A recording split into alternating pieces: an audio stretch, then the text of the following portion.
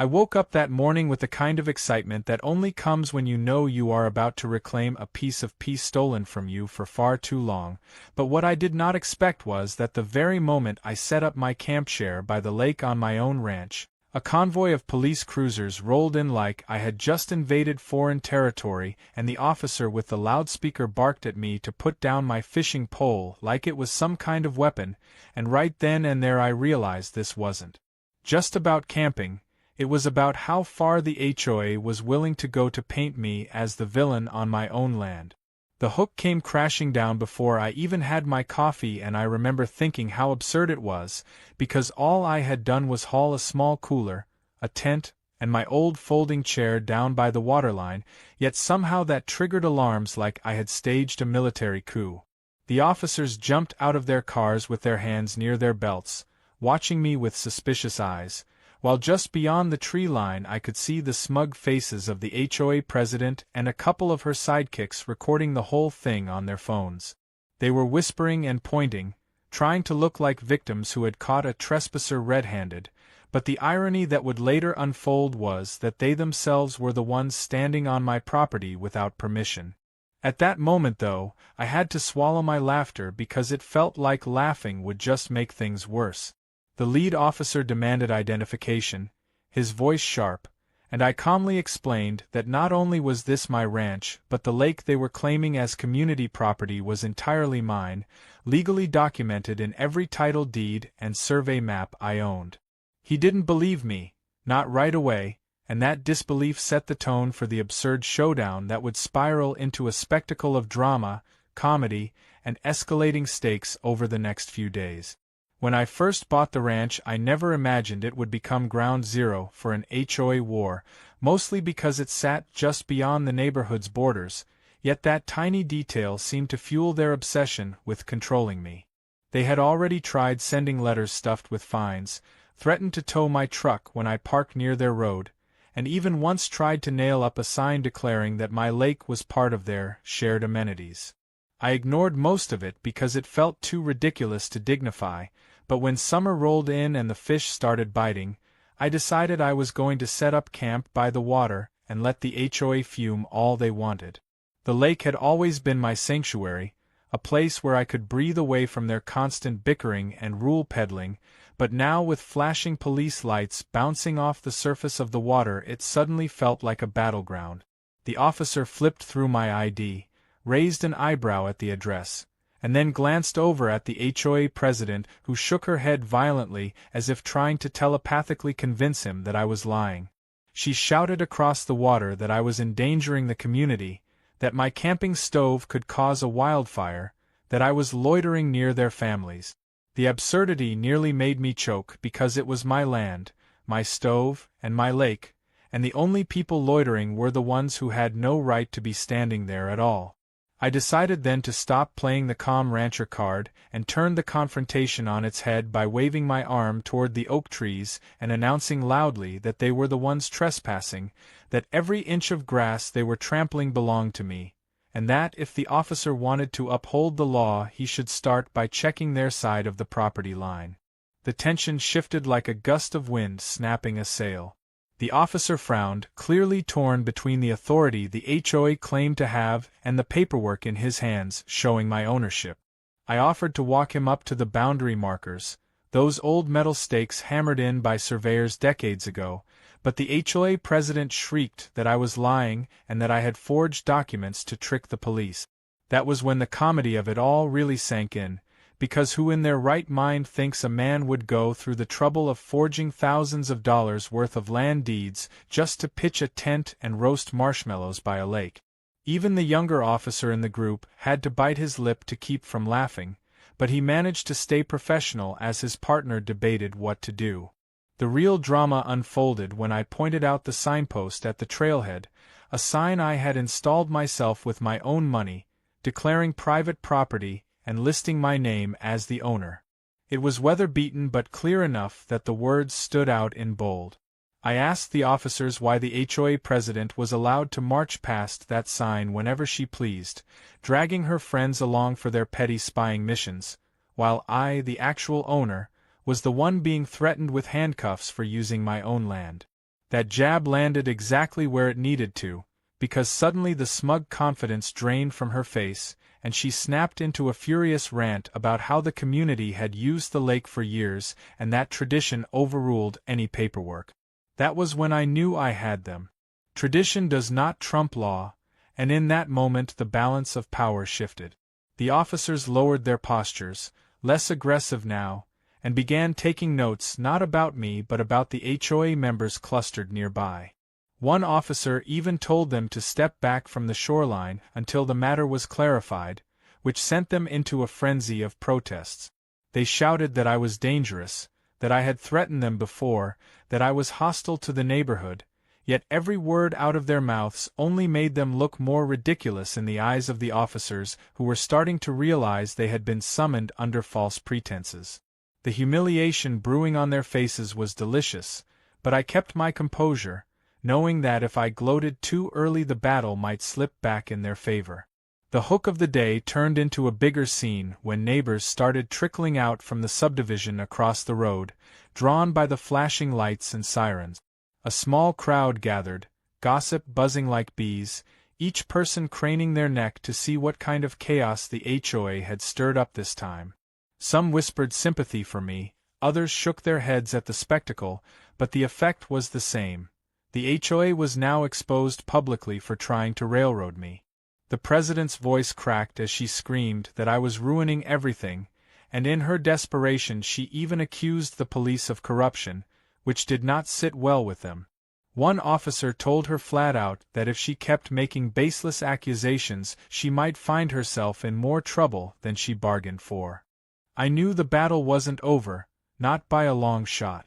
This was just the first spark in what was about to become a wildfire of legal skirmishes, surprise tactics, and escalating stakes. But as I stood there by the water, the evening sun reflecting off the lake and the scent of pine thick in the air, I felt an odd mixture of pride and anticipation. Pride because I had faced them head-on and turned their trap against them, and anticipation because I knew this was only the beginning. There would be more twists, more drama, and more of their antics, but for the first time in a long time I wasn't afraid of what they would try next. I was ready to fight back, and if they thought sending the police to my campsite would scare me into submission, they had just made the biggest mistake of their lives. And so Chapter 1 of this saga closed not with me in handcuffs as the HOA had hoped, but with them caught red-handed on my property, their lies unraveling under the weight of truth. The police left without arresting me, though they promised to review the matter further, and the crowd eventually drifted back to their homes.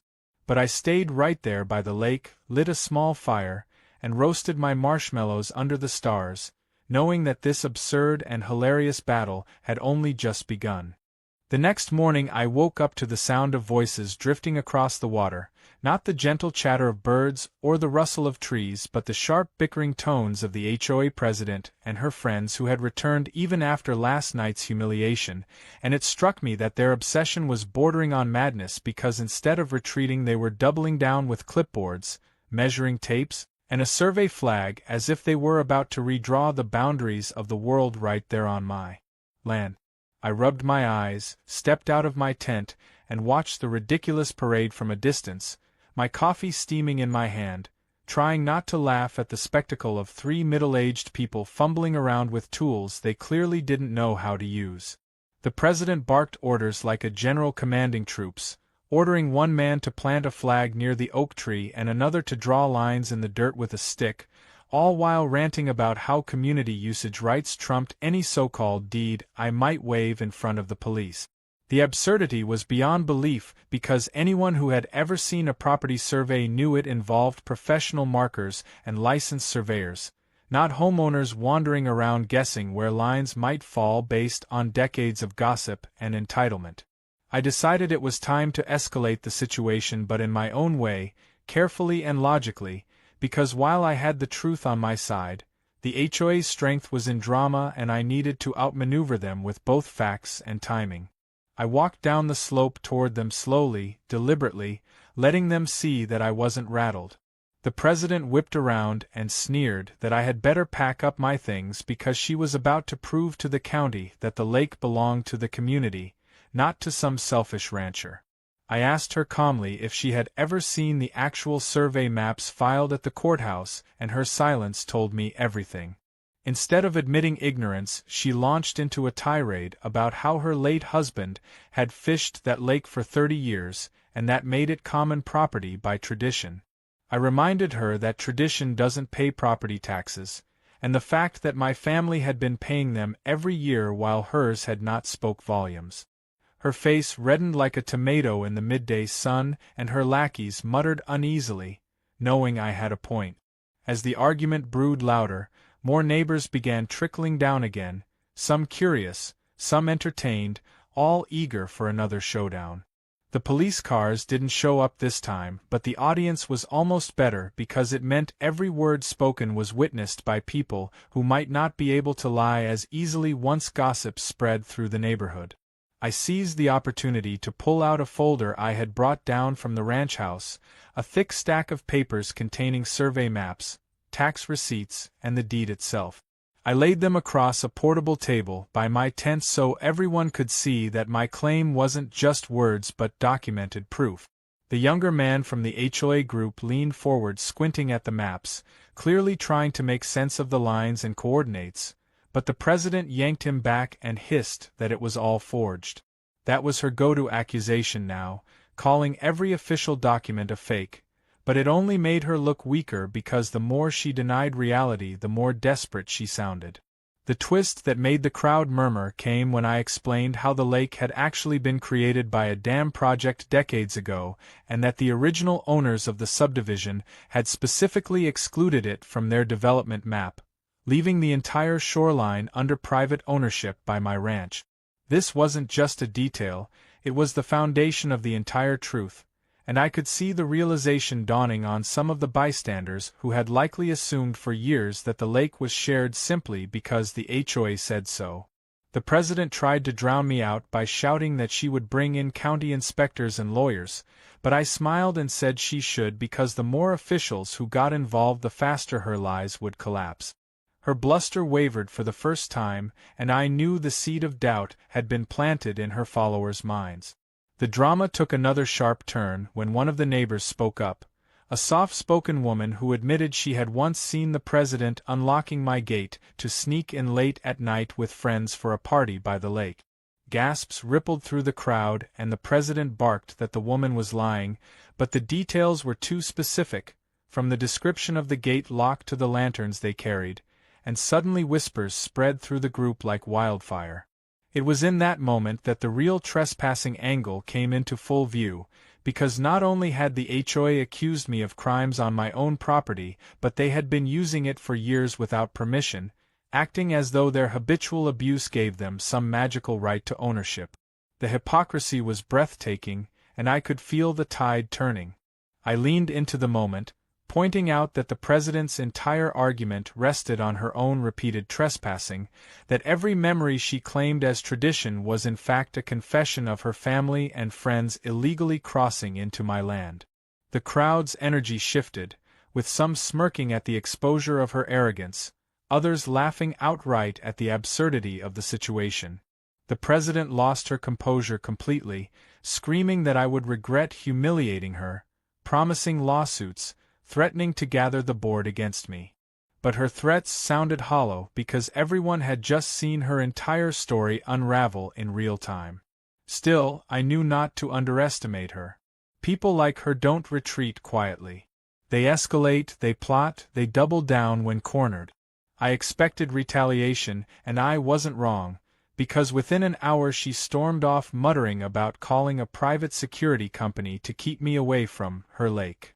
The comedy of that statement nearly floored me, because how can someone hire guards to patrol land that doesn't belong to them? But I didn't laugh out loud. Instead, I began preparing my own next move, gathering more documentation, contacting the county survey office, and setting up a trail camera to capture anyone sneaking past my gate. If they wanted to play games, I was going to make sure the evidence piled against them in ways they could never wiggle out of. By evening the air was heavy with gossip as neighbors debated what they had witnessed. Some leaned in my favor, others still clung to the fantasy that the HOA could control the lake, but the seed of truth was sprouting and I knew it would spread through every block and cul-de-sac like wildfire. The president might try to bury it with threats and bluster, but the more she fought against reality, the more absurd she would look. I sat by the fire that night listening to the crickets, my tent glowing softly behind me, and thought about how the battle was shifting. What started as them calling the police on me had now flipped into the revelation that they were the real trespassers, and that truth was going to be my most powerful weapon as the war escalated. I roasted another marshmallow, smiling to myself at the thought of how ridiculous it was that a peaceful evening by the lake had spiraled into this neighborhood theater of entitlement and lies. But beneath the humor there was real danger too, because desperate people can make reckless choices, and I knew the president was not about to let this humiliation stand. There would be more confrontations, more schemes, and more attempts to twist the narrative. But I was ready. The lake was mine, the truth was mine, and the fight was only just beginning. By the time the third day rolled around, the tension surrounding the lake had grown so thick it felt like the whole community was walking on a powder keg and the HOA president was holding the match, because instead of backing down after being exposed as a trespasser, she had doubled her efforts and returned with reinforcements in the form of more board members, a couple of hired security guards who looked confused about why they were there, and a pile of hastily printed flyers claiming that the lake was neighborhood property and that I was a dangerous squatter trying to steal it.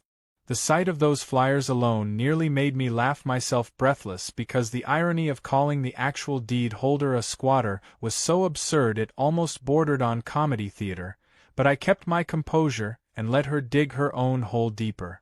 The crowd that had gathered was bigger than before, dozens of curious neighbors lining the gravel road to see what drama would unfold this time, some bringing lawn chairs as if the spectacle had become their personal entertainment.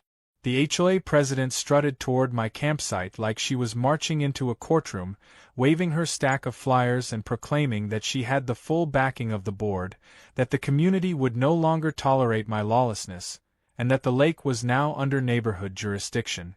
I sipped my coffee and waited for her tirade to end before calmly pointing out once again that every word she had just said was untrue, that my documents remained unchallenged in county records, and that the so-called security guards she had dragged onto my land were actually trespassing themselves by standing there without permission. One of the guards shifted uneasily, clearly realizing they had walked into something messy, but the president barked at them to stand firm, promising payment and legal protection if things went sideways.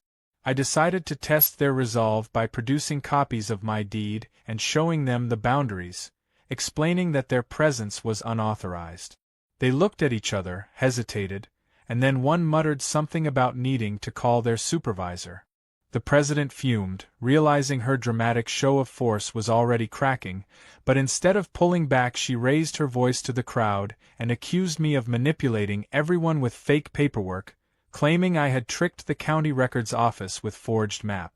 The absurdity of her words should have ended the conversation, but the problem with lies is that they spread quickly among people who want to believe them, and I could see several neighbors shifting uneasily, whispering among themselves, uncertain about what to believe. This was the moment I realized that this war was no longer just about property rights, it was about narrative control, about who could sway the community to their side, and if I wanted to win I had to turn the tide not just with facts but with undeniable proof. That was when I made the bold decision to call the county survey office in front of everyone, putting the call on speaker so the crowd could hear the clerk confirm that yes, the property deed for the lake and surrounding land was in my name and no, the HOA had no legal jurisdiction over it whatsoever. The reaction was instantaneous, gasps from the onlookers, laughter from a few who already suspected the president was bluffing, and an explosion of rage from her as she tried to shout over the voice on the phone. She even accused the clerk of corruption, yelling that I must have bribed the county, which only made her look more unhinged as the guards stepped back further, clearly realizing they were on the wrong side of this mess. The drama reached new heights when one of the HOA board members, a wiry man with a loud voice, tried to take over the argument by claiming they had historical precedent on their side, that generations of families had used the lake and that gave them permanent rights to it. I fired back that generations of trespassing did not erase the law, and I punctuated my words by pointing to the trail camera I had mounted the day before, now recording every face standing on my property without permission. The crowd erupted in chatter, some amused, some shocked, because they knew that footage could end up in court, and suddenly the balance of power shifted once again as more people began siding with me openly. A few even called out to the president, asking why she had lied to them all these years, why she had insisted the lake was theirs when the truth was written in county records. She screamed that they were betraying her, that I was manipulating them, but the cracks in her control were widening fast. Humor crept into the chaos when a kid from the neighborhood shouted that if the lake really belonged to the HOA, then why had nobody ever seen them clean it, stock it, or pay for its upkeep, and the crowd laughed as the president sputtered without an answer. I added fuel to the fire by pointing out that every repair to the dam, every bit of maintenance, every tax bill, had been handled by my family alone, while the HOA had contributed nothing but trouble. The laughter grew louder and I could see the fury in her eyes, the kind of fury that comes from losing control not just of a situation but of an entire audience. She tried to rally by waving her flyers again, declaring that the board had voted unanimously to seize control of the lake, but the absurdity of a neighborhood vote overriding legal property ownership was too much for even some of her loyalists to stomach. A couple of board members actually walked away shaking their heads, muttering that she had gone too far. Just when it seemed like the scene might fizzle into victory for me, she pulled a new stunt, announcing that if the police wouldn't arrest me, she would take matters into her own hands. With a dramatic flourish, she tried to order the guards to remove me from my campsite, but they flatly refused, saying they weren't authorized to assault a man on his own land. That refusal turned the crowd against her even harder, boos and jeers rising from neighbors who had grown tired of her antics. Her face twisted with rage, and in a last desperate move she stormed down to the waterline and declared the dock condemned, waving her arms like some self-proclaimed authority figure. I couldn't resist laughing out loud then, because her declaration carried no more legal weight than a child declaring a treehouse off-limits, and the crowd knew it. But beneath the humor there was danger, because people who lose power so dramatically often lash out recklessly, and I could see it in her trembling hands and wild eyes that she wasn't going to let go of this battle. She stormed away swearing she would file lawsuits, call in environmental inspectors, and drag me through court until I was bankrupt. Her words echoed like threats across the water, chilling the laughter for just a moment, reminding everyone that even a losing opponent can still cause damage with the right leverage. I stood firm, thanking the crowd for witnessing the truth, assuring them that I had nothing to hide, and promising that the fight would be resolved through the law, not through lies or intimidation. That night, as the sun dipped behind the hills and the lake shimmered in the fading light, I sat by the fire reflecting on how quickly the conflict had escalated.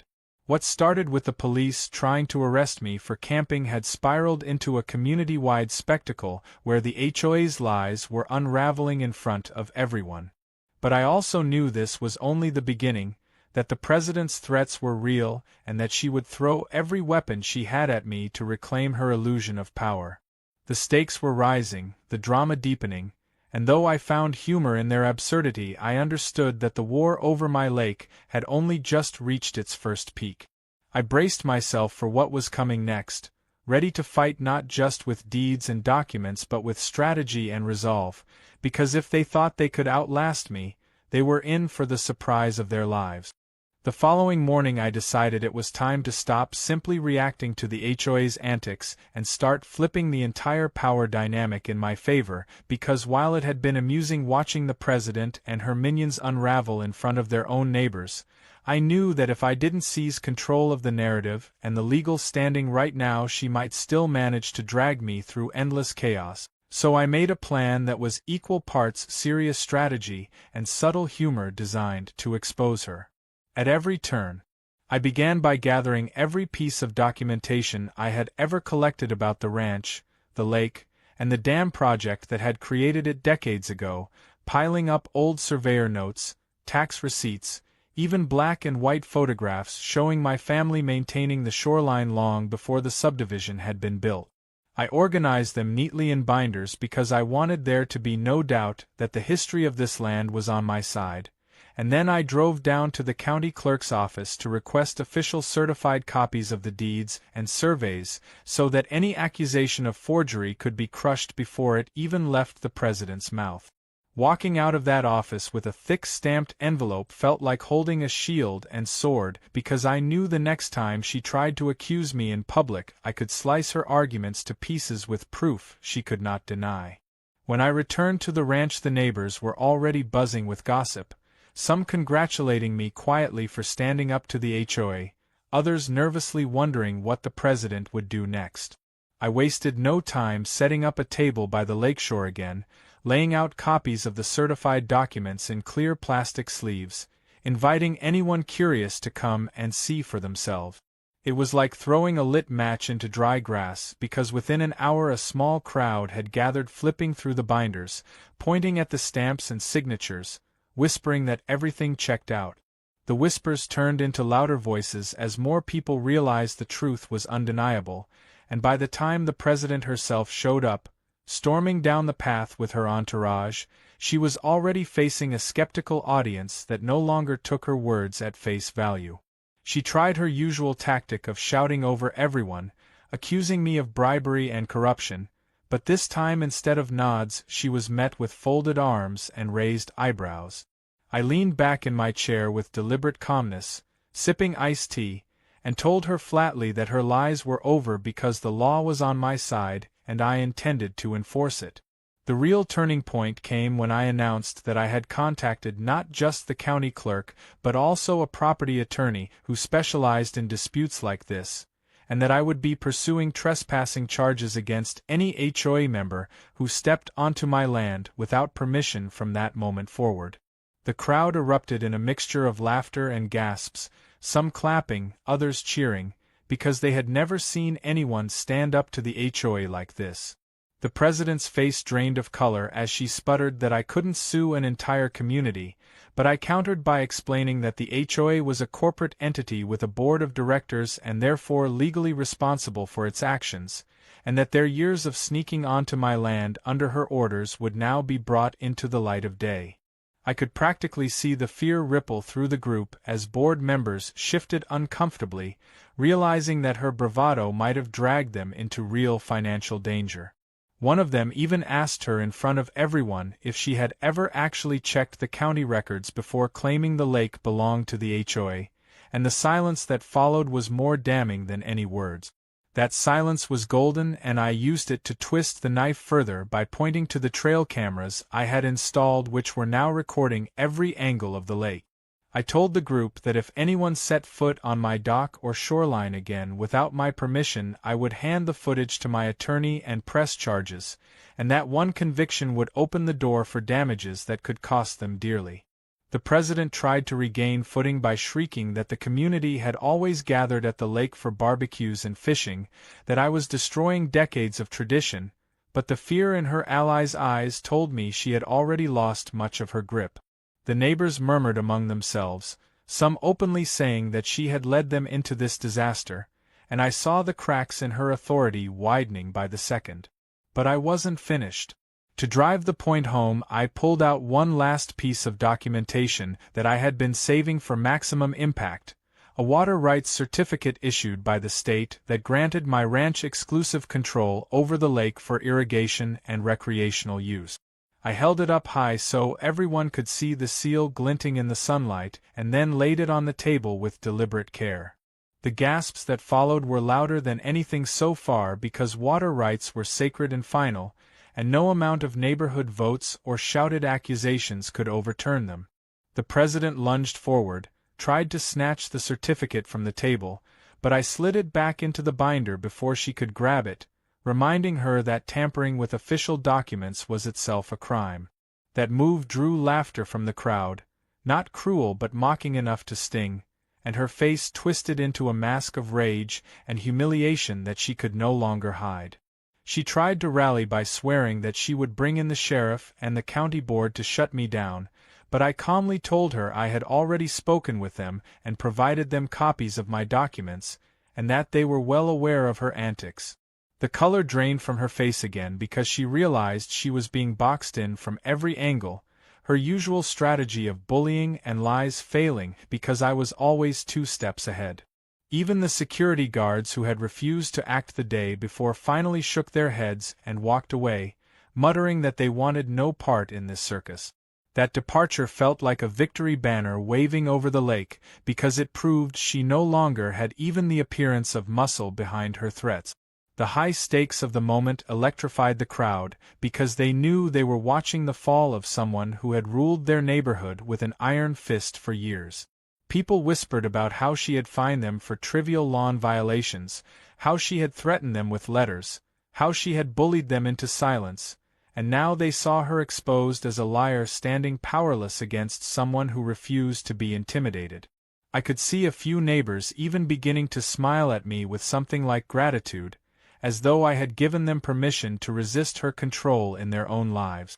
That was the sweetest twist of all, because not only was I reclaiming my rights but I was dismantling the very foundation of her authority piece by piece in front of her own subjects.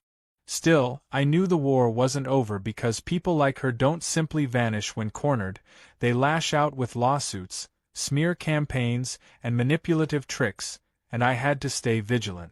But in that moment I had shifted the balance completely, turning myself from the accused trespasser into the righteous owner backed by law and fact, while she became the desperate pretender clinging to lies. I ended the gathering by thanking everyone for coming, assuring them that I was not their enemy, and reminding them that the lake was not forbidden to those who respected boundaries and asked permission, but that anyone who tried to claim it by force would face consequences.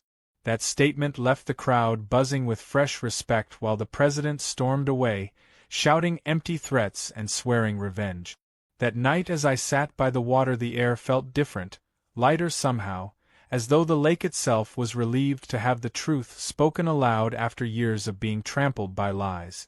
The fire crackled, the stars reflected on the water, and though I knew more drama lay ahead, I also knew I had taken control of the story in a way she could never reverse. The power was mine now, and every twist that followed would only tighten the trap she had set for herself, because the harder she fought the deeper she would sink. I leaned back in my chair, let the sounds of the night wash over me, and smiled at the thought of the surprises still to come, knowing the battle had turned and that the real show was only just beginning. The very next day it became obvious that the HOA president had not taken her public defeat as a sign to retreat but rather as a challenge to escalate, because by mid-morning a convoy of cars pulled up along the gravel road and out stepped not just her usual entourage of board members but also a man in a suit carrying a briefcase, a couple of people waving clipboards, and to top it all off a news reporter with a cameraman trailing behind her. For a moment I just stood by the lake with my fishing pole in hand, watching this circus unfold, marveling at how far she was willing to go to try to spin the narrative in her favor, and I almost laughed out loud when she strutted forward announcing that she had brought both legal counsel and media attention to expose my so-called fraud. The crowd gathered quickly, larger than ever, neighbors flocking to the shoreline to see how the showdown would play out, and in that moment I realized the stakes had officially jumped from petty neighborhood drama to a spectacle with cameras rolling and reputations on the line. The man with the briefcase stepped forward and introduced himself as an attorney hired by the HOA, claiming they were in the process of filing an injunction to restrict my access to the lake until ownership could be settled in court. His voice was smooth and confident, designed to impress the crowd, but what he didn't realize was that I had already prepared for this exact move, and I could feel the humor bubbling inside me because I was about to flip his argument upside down in front of everyone watching. I calmly asked him if he had reviewed the certified deeds, surveys, and water rights certificates issued by the county and state, and when he tried to deflect by saying documents can be disputed, I held up my binder and asked if he wanted to take a look right there on camera. The reporter leaned in, clearly intrigued by the drama, and the crowd pressed closer, whispering excitedly. The attorney hesitated, glanced at the president, then tried to wave it off by saying this wasn't the proper venue for legal review. That was my opening, and I pounced by loudly declaring that of course it wasn't the proper venue, which was why I had already filed notice with the county attorney myself, backed by certified documentation, and had requested a trespassing investigation into the HOA's years of illegal use of my land. The gasps from the crowd were delicious, the camera caught every word, and the attorney's confident expression faltered just enough to betray uncertainty.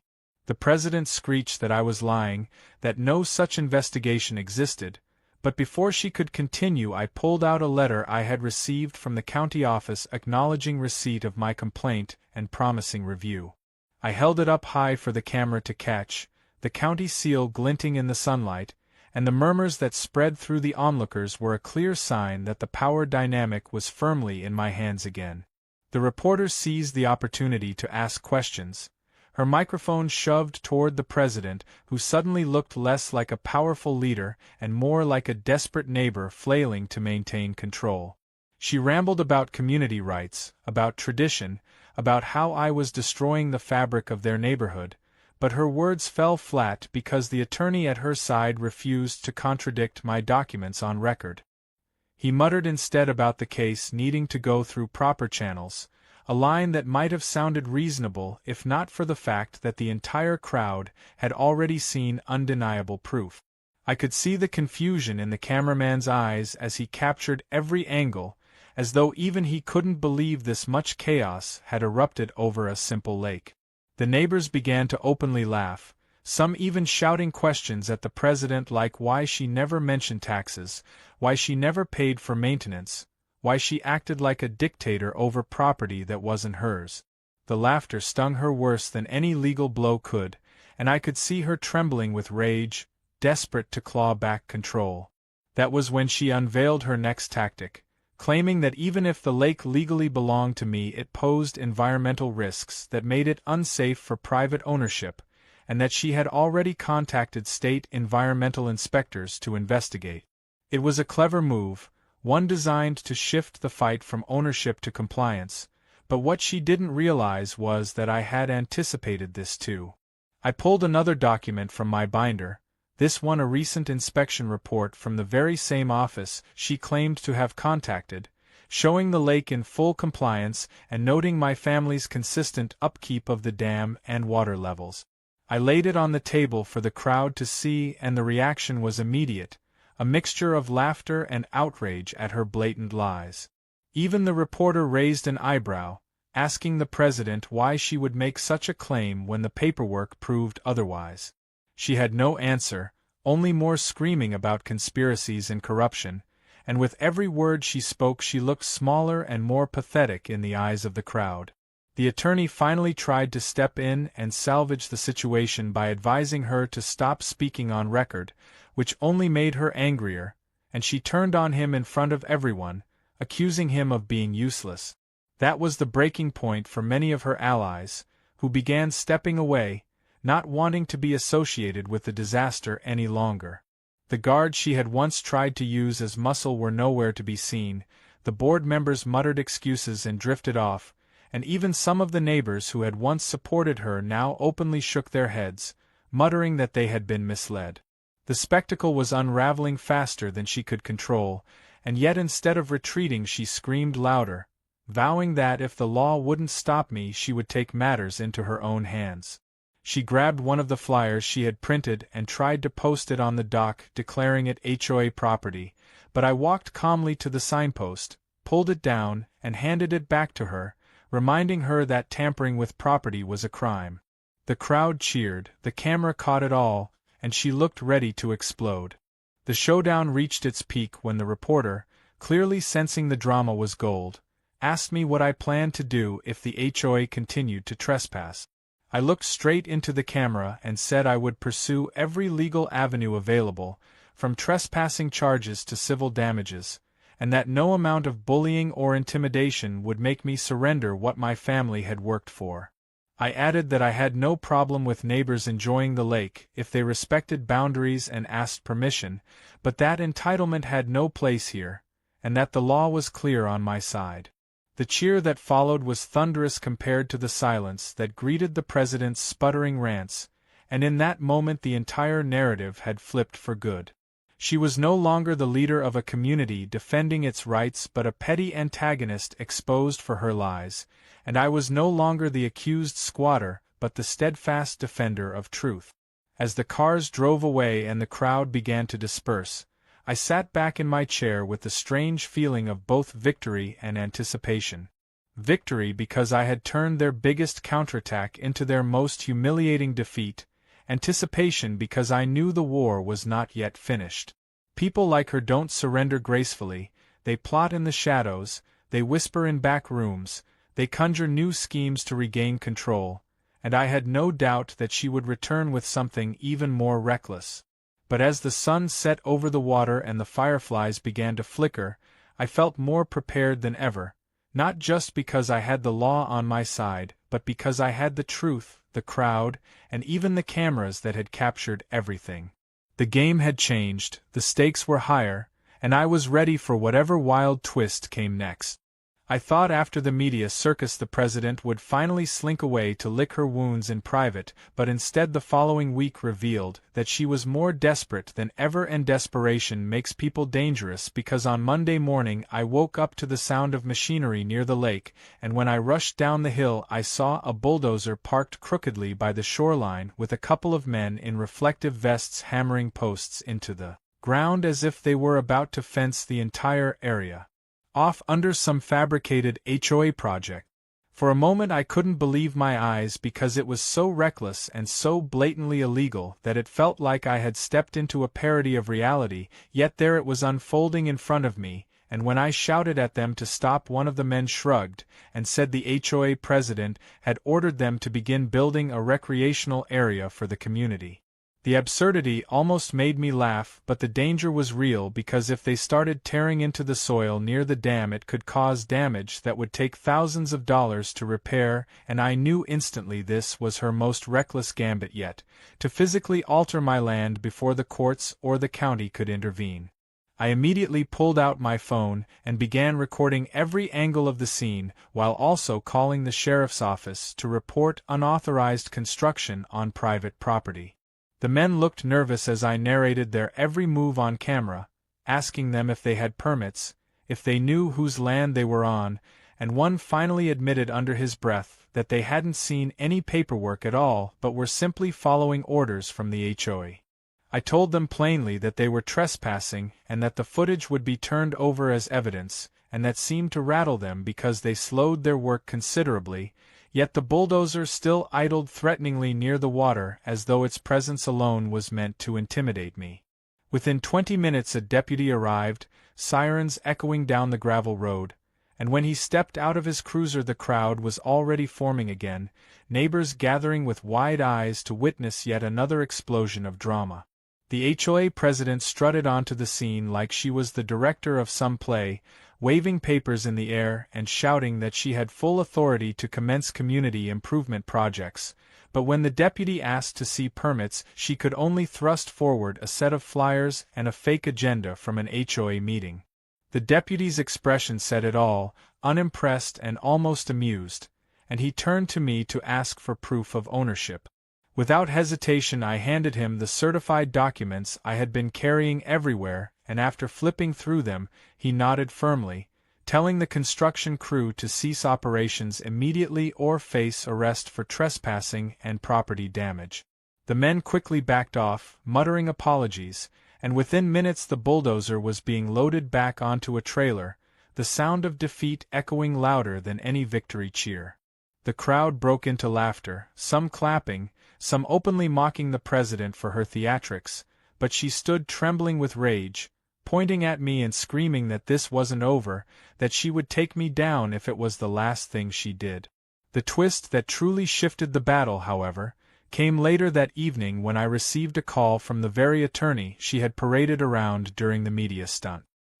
He spoke quietly, almost cautiously, and explained that after reviewing the records and the footage of her antics, he could no longer represent the HOA in good conscience.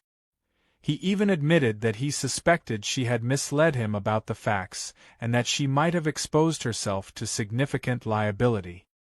Hearing that was like striking gold, because it meant her own hired gun was abandoning ship, and I knew that once word of it spread she would lose whatever fragile support remained.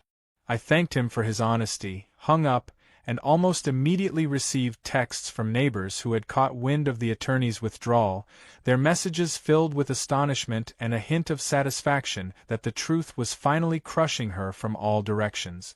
But the true surprise came the next morning when county officials themselves showed up unannounced, clipboards in hand, requesting to walk the property. I guided them around the lake and answered their questions, and when they were finished they confirmed something I had long suspected but never had in writing. The HOA's repeated trespassing and attempts to claim jurisdiction over the lake were not just civil infractions but could rise to the level of criminal conspiracy if proven intentional. My heart nearly leapt out of my chest at those words because it meant the tide of battle was no longer just me against a vindictive neighbor, but now potentially the county versus the entire HOA board.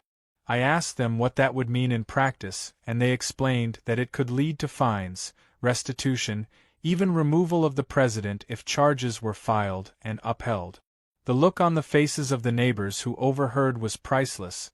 Shock mingled with delight as they realized the woman who had lorded over them for years might finally be toppled by the very system she had abused. Of course she did not take the news quietly.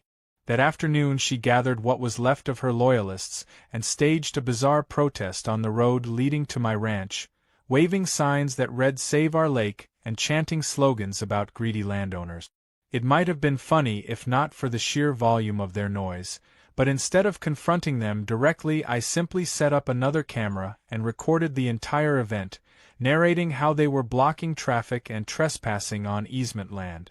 The footage quickly made its way online, neighbors sharing it across social media, and within hours her so-called protest had turned into a meme that painted her as a caricature of entitlement. Comments flooded in from people across the county mocking the HOA for trying to steal a lake, and by evening the story had spread far beyond our little neighborhood, drawing attention from people who had never even heard of the subdivision before. It was both hilarious and surreal to see my once quiet ranch become the epicenter of viral ridicule, but beneath the laughter was the undeniable truth that the president's power was collapsing under the weight of her own absurdity. The major twist that cemented her downfall happened 2 days later, when one of her own board members came to my door quietly at night, hat in hand, and confessed that they had grown tired of her lies and bullying. He told me that several board members were preparing to vote her out of the presidency at the next meeting, that they had evidence of her manipulating HOA funds for personal gain, and that they wanted my help in providing documentation of her trespassing to strengthen their case. I listened carefully, weighing the opportunity, and then handed him copies of the footage I had collected, making sure to emphasize that my only goal was protecting my property and exposing the truth. He thanked me profusely, promising that justice was coming soon, and as I watched him walk away into the night I felt a mixture of satisfaction and anticipation because I knew the walls were closing in around her faster than she could escape. That night as I sat by the campfire with the stars reflecting on the lake, I thought about how far things had spiraled in such a short time. What began as the police trying to remove me from my own campsite had turned into a battle of documents, cameras, bulldozers, and viral videos, and now the very board she had controlled was preparing to cast her aside. The humor of it all was undeniable, the drama unrelenting, and yet beneath it was the steady beat of justice marching forward. I knew there would still be surprises ahead because people like her never go quietly, but the twist had reshaped the entire conflict. No longer was I the one defending myself against accusations. Now she was the one facing exposure, abandonment, and possible charges. The lake shimmered in the moonlight as if reflecting the truth itself, and I leaned back in my chair smiling, knowing that the war was nearly won but also aware that the final act, the most explosive chapter of all, was still to come. The night before the HOA's scheduled board meeting I barely slept because I knew the finale of this battle was upon us, and while I had every advantage at this point, I also knew the president was the type of person who would burn the whole house down if it meant she didn't have to face defeat quietly, so I spent the evening double-checking every binder of documents, every piece of footage, and every witness statement I had collected. I made multiple copies, stored them in separate places, and even gave a set to my attorney to make sure nothing could mysteriously disappear, because I fully expected her to try one last desperate stunt. When morning came, the air itself felt charged with anticipation, neighbors whispering on their porches, cars lining up along the road, everyone preparing to see the spectacle of the year. I chose to walk calmly down to the meeting hall, not as an aggressor but as a man fully in control of his own story, and when I opened the door the sight before me was unforgettable. The room was packed wall to wall, board members at the table up front, residents filling every chair, reporters hovering with cameras ready, and at the center of it all was the president herself, looking like a cornered animal, eyes darting wildly, clutching a thick folder that I suspected was full of more half-baked lies. The meeting began with her attempting to seize control of the narrative, shouting into the microphone that I was a fraud, that the county had been bribed, that the media had twisted the story against her, but her voice cracked under the weight of her own desperation.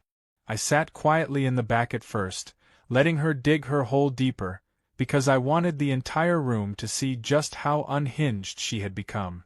When she finally tried to introduce her folder as evidence, the board president pro tempore, a man who had once been her loyal ally, interrupted and announced that the board would not be considering any more of her unsourced accusations without official verification. The gasps that rippled across the room told me everything had changed, that even her closest allies were ready to cut ties.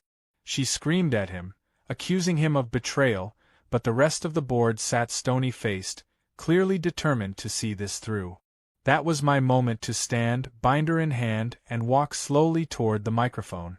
The room fell into a hush as I laid out my certified documents on the table for all to see, calmly explaining each one, pointing out the seals, the signatures, the survey maps, the water rights certificates, every piece of hard proof that had already been verified by county officials. The cameras clicked, the crowd leaned in, and when I produced the letter from the county attorney acknowledging my trespassing complaint, the weight of truth settled over the room like a heavy stone. I didn't need to raise my voice or shout accusations. The facts spoke louder than any rant she could muster.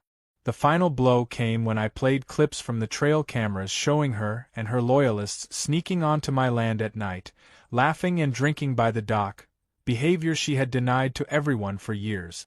The footage lit up the projector screen, neighbors gasped, and some even laughed out loud at the sheer gall of it.